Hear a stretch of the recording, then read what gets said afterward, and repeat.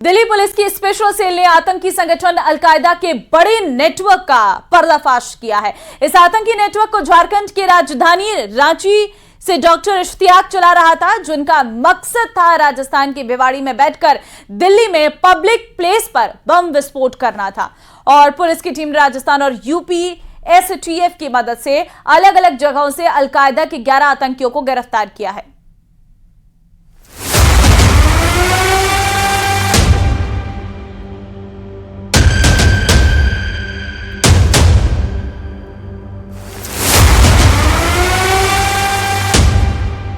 देश में रहकर उसे दीमक की तरह चाटने वाले, रहनुमा बनकर धर्म को चलाने वाले और नापाक इरादे से हिंदुस्तान में पनाह पाने वालों के मंसूबों को एक बार फिर से एटीएस ने अपने पांव तले कुचल कर रख दिया है। दिल्ली पुलिस की स्पेशल सेल ने झारखंड, राजस्थान और उत्तर प्रदेश पुलिस के साथ मिलकर अलकायदा से सीख लेने वाले एक आतंकवादी मॉड्यूल का भंडाफोड़ कर दिया है, जो देश के तमाम शहरों से उन लड़कों को चुनता था जिसे धर्म की आड़ में पैसों के लालच के बल पर आसानी से आतंकवाद का चोला उड़ाया जा सके।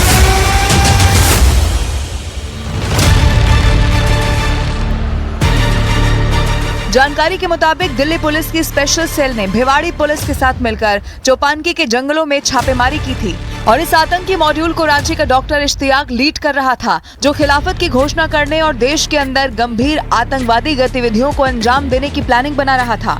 स्पेशल सेल ने इस ऑपरेशन में शामिल राजस्थान की भिवाड़ी से ब्रेन वॉश के शिकार उन लड़कों को भी गिरफ्तार कर लिया, जिन्हें हथियार चलाने की ट्रेनिंग दी जा रही थी। आतंकी ट्रेनिंग सिर्फ राजस्थान तक नहीं थी, इसके अलावा झारखंड और उत्तर प्रदेश में भी आतंकी संगठन में शामिल करने के लिए लड़कों की एक बड़ी फौज तैयार की जा रही थी। जानकारी के मुताबिक एटीएस ने अलकायदा इंस्पायर मॉड्यूल के रांची से 5, राजस्थान से 6 यानी कि कुल 11 लोगों को गिरफ्तार कर लिया है। ये आतंकवादी संगठन अलकायदा के खिलाफ दिल्ली पुलिस स्पेशल सेल की एक बड़ी कार्रवाई मानी जा रही है।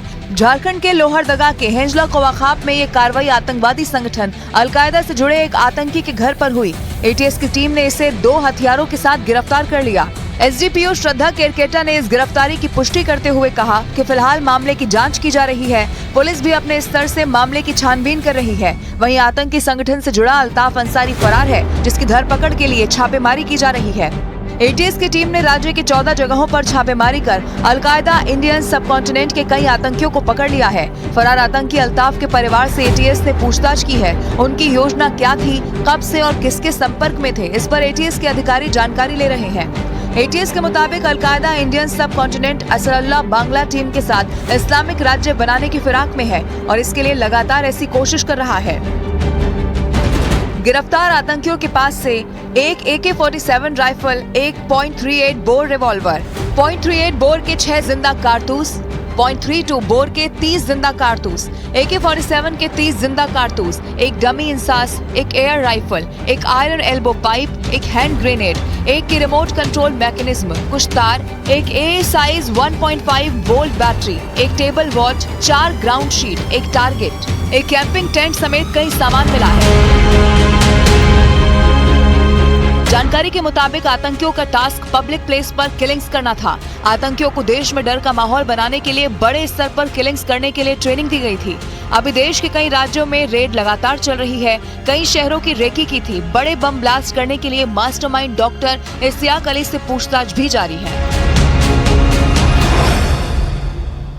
उत्तर वरिष्ठ नेता और राज्यसभा सांसद घनश्याम तिवारी ने उपचुनाव को लेकर बड़ा बयान दिया है। तिवारी ने कहा है कि राज्य में होने वाले चुनाव स्थानीय समीकरणों पर होंगे। ये चुनाव भजनलाल सरकार के कामकाज पर नहीं होगा। उन्होंने कहा कि बीजेपी सभी सीटों को जीतने की पूरी कोशिश करेगी।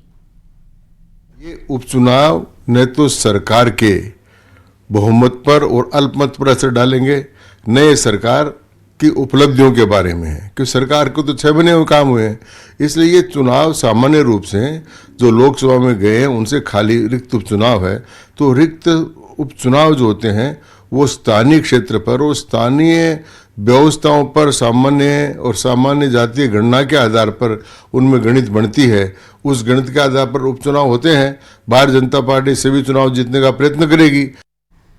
भाजपा ने झुंझुनू विधानसभा के उपचुनावों की तैयारी शुरू कर दी है और इसी सिलसिले में शनिवार को भाजपा प्रदेश प्रभारी सांसद राधा मोहन दास अग्रवाल, प्रदेश अध्यक्ष मदन राठौर समेत भाजपा के तमाम बड़े नेता झुंझुनू आएंगे।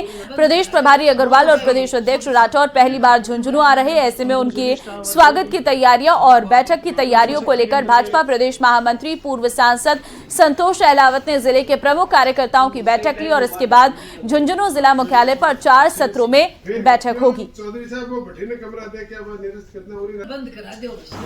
देखिए, कार्यक्रम की ये रूपरेखा है कि आगे आने वाली 24 तारीख को हमारे प्रदेश के यशस्वी प्रदेशाध्यक्ष माननीय मदन जी राठौर साहब और उनके साथ राजस्थान प्रदेश के प्रभारी माननीय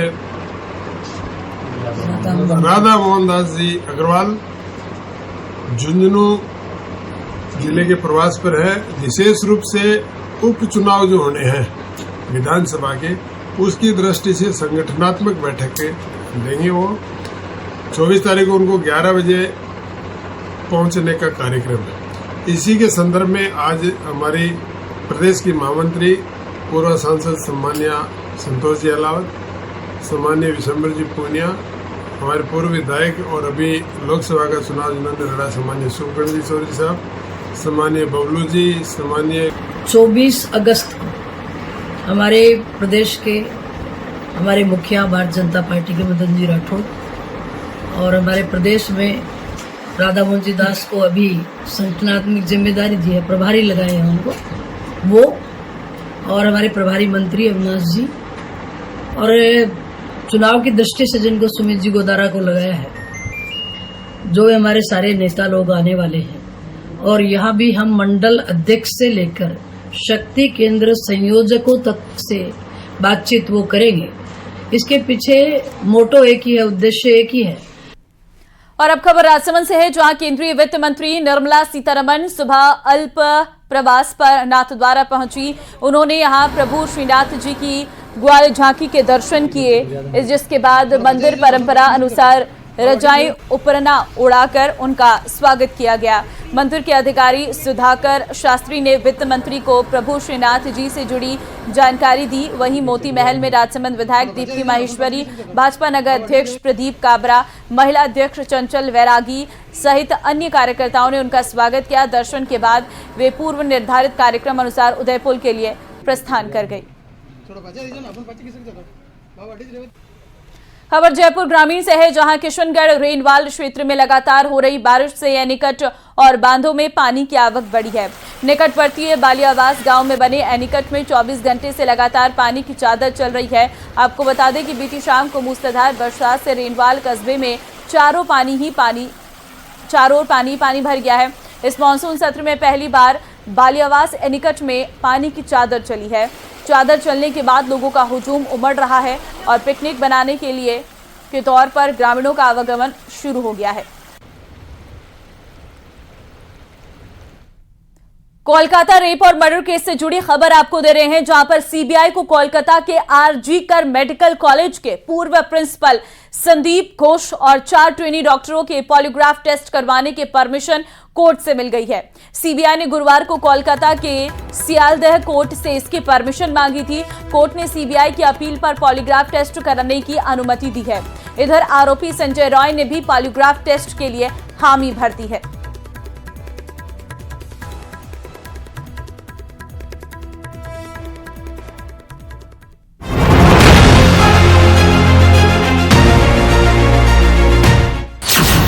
क्या है कोलकाता कांड का पूरा सच? 8 अगस्त की रात अस्पताल में क्या हुआ? अब तक सीबीआई की जांच में क्या सामने आया? क्या संदीप घोष ने सीबीआई को गुमराह किया?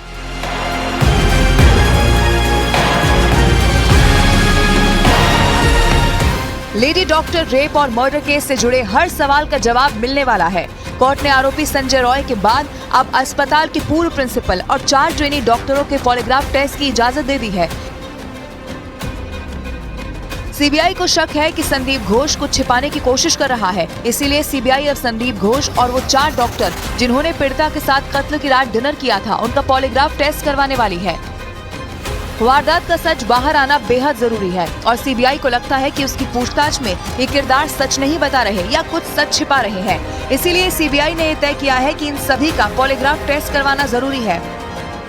यानी इतना तो साफ हो गया कि पिछले 7 दिनों की पूछताछ में संदीप घोष ने सीबीआई को जो बयान दिए वो सीबीआई के गले नहीं उतर रहे हैं। दूसरी तरफ सीबीआई के लिए वो 4 डॉक्टर इसीलिए महत्वपूर्ण है क्योंकि उन्होंने ही संजय रॉय के अलावा पीड़िता को उस रात जिंदा देखा था। इसके पहले सीबीआई मामले में मुख्य आरोपी संजय रॉय का पॉलीग्राफ टेस्ट करवा चुकी है। सीबीआई सूत्रों के मुताबिक सीबीआई ने साइकोलॉजिकल ऑटोप्सी के दौरान संजय रॉय से उसकी निजी जिंदगी को लेकर कई महत्वपूर्ण सवाल किए, जिसमें संजय रॉय की 1 से अधिक शादियों को लेकर उससे सवाल पूछे गए थे। उसके मोबाइल फोन से मिले हिंसक पॉर्न वीडियो को लेकर भी सवाल पूछे गए।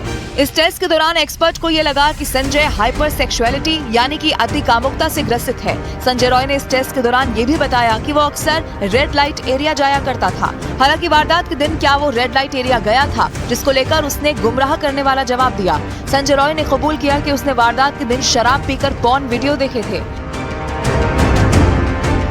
हालांकि अब सीबीआई अस्पताल के पूर्व प्रिंसिपल और 4 जूनियर डॉक्टरों का भी पॉलीग्राफ टेस्ट करवाने वाली है। सीबीआई को उम्मीद है कि इससे केस से जुड़े और भी बड़े खुलासे हो सकते हैं।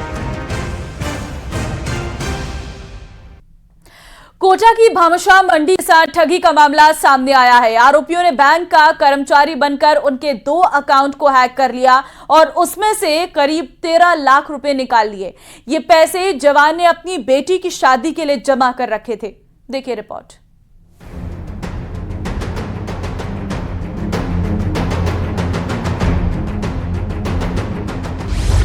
आर्मी जवान से धोखाधड़ी, अकाउंट से 13 लाख की ठगी। बैंक पहुंचा तो खाता मिला खाली। शादी ठग ने आर्मी जवान को भी नहीं बख्शा। जवान के बैंक अकाउंट हैक कर धोखाधड़ी की वारदात को अंजाम दिया गया। जवान के बैंक अकाउंट में जमा 12,91,000 रुपए पर हाथ साफ कर दिए। जवान ने बताया कि उनके अकाउंट में 10 लाख रुपए सेविंग थे और बाकी सैलरी के जमा थे। उन्हें अकाउंट से 10 लाख रुपए निकालने थे। इसकी जानकारी लेने के लिए उन्होंने गूगल से SBI कस्टमर केयर पर नंबर पर कॉल किए। उस नंबर पर कॉल करने पर अभिषेक नाम के युवक ने उनका कॉल उठाया और पैसे निकालने के लिए उन्हें एक लिंक दिया और 20 अगस्त को बैंक से आकर पैसे ले जाने के लिए कहा। हाँ नमस्कार, आज हम आपको बताने जा रहे हैं कुछ खास चीज़ें। जैसा कि आप देखते हैं कि आपके मोबाइल पे कभी किसी चीज़ की रिक्वायरमेंट हो जाती है तो कई बार हम क्या करते हैं कि गूगल से हमें नंबर निकालना होता है और नंबर निकाल के हम डायरेक्टली कस्टमर केयर को फ़ोन कर देते हैं और वहाँ से हमारे पास ठगी हो जाती है। तो हमेशा ध्यान रखें कि जब भी आप किसी गूगल से नंबर निकालें तो याद रहे कि वो नंबर ऑथराइज वेबसाइट पे वही नंबर हो जो कि गूगल पे। ऑथराइज वेबसाइट मतलब जैसे कि आपको किसी बैंक का नंबर निकालना है, किसी का भी नंबर निकालना है तो आप गूगल से निकाल रहे हैं तो डायरेक्टली एक चीज़ ध्यान रखें कि पहले उस बैंक की वेबसाइट पे खोल के जाएं और उस वेबसाइट पे एक ऑप्शन होता है कॉन्टैक्ट अस के नाम से, उस कॉन्टैक्ट अस पे जाएं, वहाँ जाके देखें उस नंबर को मैच करें। अगर वही नंबर है तो मिलाएं, नहीं तो गूगल पे दिए हुए नंबरों को डायल करने से बचें क्योंकि वहाँ पे आजकल कोई भी नंबर डालता है जो कि आधे से ज़्यादा फर्जी होता है। जवान ने बताया कि 20 अगस्त को रातानाडा स्थित SBI बैंक गया था। 10 लाख रुपए निकालने के लिए आवेदन किया, तब पता चला कि उनके खाते में 1 भी रुपया नहीं है। अपने साथ हुई धोखाधड़ी को लेकर सेना के जवान ने महामंदिर पुलिस थाने में मामला दर्ज करवाया है। जवान की रिपोर्ट पर पुलिस ने साइबर टीम की मदद से कार्रवाई शुरू की है। बताया जा रहा है कि विदेश क्षेत्र में रहने वाले राजेंद्र सिंह जो कि सेना के सूबेदार है, उन्होंने अपनी बच्ची के विवाह के लिए ये पैसा एकत्रित किया हुआ था और उनकी गलती इतनी सी रही कि उन्होंने अपने बैंक का नंबर जो है गूगल पर सर्च किया। इसके बाद वे साइबर ठग के झांसे में आ गए और अपनी जमा पूंजी गंवा बैठे। आपके पास अगर किसी का मैसेज आया है कि आपके अकाउंट में इतने पैसे हम भेज रहे हैं और इतना पैसा भेज दिया है तो हमेशा ध्यान रखें कि वो जो मैसेज आया है वो आपके बैंक से हो, जहां आपका अकाउंट हो उसी बैंक से हो, वो आप निश्चित करें।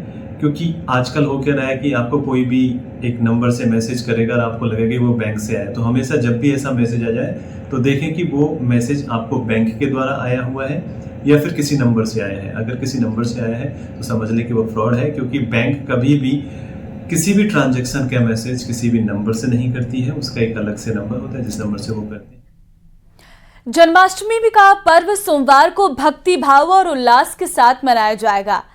वर्षों बाद ऐसा मौका होगा जब सम्राट और वैष्णव मत के धर्मावलंबी एक ही दिन कृष्ण जन्मोत्सव मनाएंगे और इस बार जन्माष्टमी कई मायनों में खास होगी। ज्योतिष आचार्यों के मुताबिक इस बार द्वापर युग में भगवान श्री कृष्ण के जन्म के समय बने कई योग भी जन्माष्टमी पर रहेंगे। देखिए रिपोर्ट।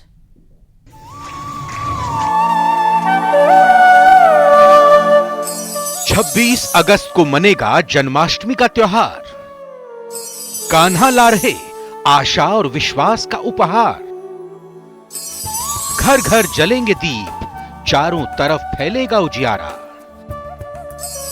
जागेगी हर दिशा, जागेगा जग सारा।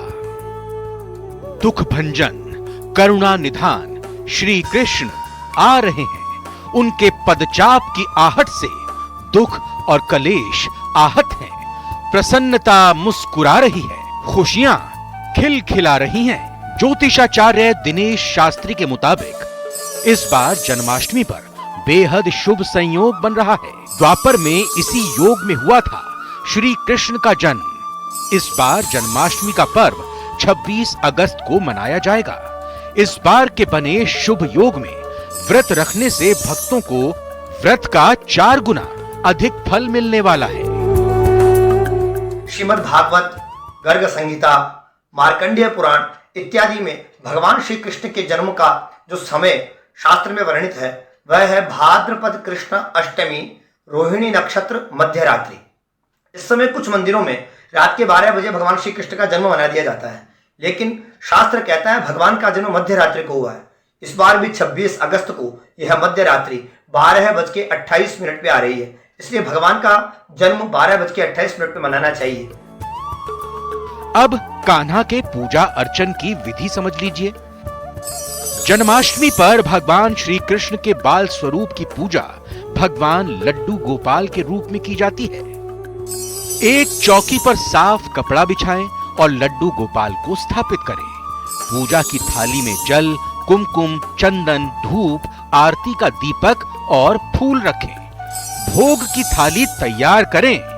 भोग में पंचामृत, पंजीरी, नारियल की मिठाई, फल या इच्छानुसार कोई भी भोग रखें।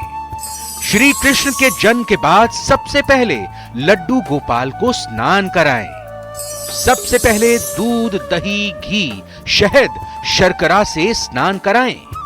गंगा जल से भगवान का अभिषेक करें। लड्डू गोपाल को माथे पर चंदन लगाएं और नए वस्त्र धारण कराएं। मुकुट और बांसुरी लगाकर आरती करें। जन्माष्टमी पर इस श्लोक का पाठ करें। वसुदेव सूतम देवम कंस चाणूर मर्दनम देवकी परमानंदम कृष्णम वंदे जगत गुरु। जन्माष्टमी पर्व को मनाने के लिए अगर घर में भगवान बाल गोपाल की प्रतिमा मतलब लड्डू गोपाल भगवान की प्रतिमाएं आपके पास हो तो उनका पंचामृत से अभिषेक करना चाहिए। जो बालक को वो पदार्थ चुभे नहीं, दूध, दही इत्यादि पदार्थों से लड्डू गोपाल भगवान का अभिषेक आदि करके उनको नए वस्त्र धारण कराने चाहिए, श्रृंगार करना चाहिए, मुरली धारण करानी चाहिए, मुकुट धारण कराना चाहिए, मोरपंख धारण कराना चाहिए। जो जो वस्तुएं भगवान श्री कृष्ण को शास्त्र में प्रिय बताइए उन सभी वस्तुओं को भगवान लड्डू गोपाल के समर्पित करना चाहिए। भक्तों में अपने उल्लास को बांटने के लिए प्रसाद वितरण करना चाहिए, पंजीरी का प्रसाद लगाना चाहिए। 12 बजे तक अभिषेक आदि संपूर्ण निवृत्त करके भगवान की स्तुति मध्य रात्रि में बिल्कुल करनी चाहिए, क्योंकि भगवान के प्रकट होते देवता भी स्तुति करते हैं। अतः जब भगवान का जन्म मध्य रात्रि में हो जाए तो भगवान की आरती करनी चाहिए, भगवान के श्लोक बोलने चाहिए, वसुदेव देवकी के पुत्र को प्रणाम करना चाहिए, श्लोक बोलना चाहिए। वसुदेव सुतम देवम कंस चाणूर मर्दनम देवकी परमानंदम कृष्णम वंदे जगत गुरुम। इस बार संयोग ऐसा बन रहा है कि साधु, सन्यासी और गृहस्थ सभी एक ही दिन भगवान कृष्ण की उपासना कर पाएंगे। मान्यता है कि श्री कृष्ण जन्माष्टमी का व्रत और जन्मोत्सव मनाने वाले श्रद्धालुओं के 3 जन्मों के पाप समूल नष्ट हो जाते हैं। न्यूज़ 18 राजस्थान के लिए जयपुर से महिमा जैन की रिपोर्ट।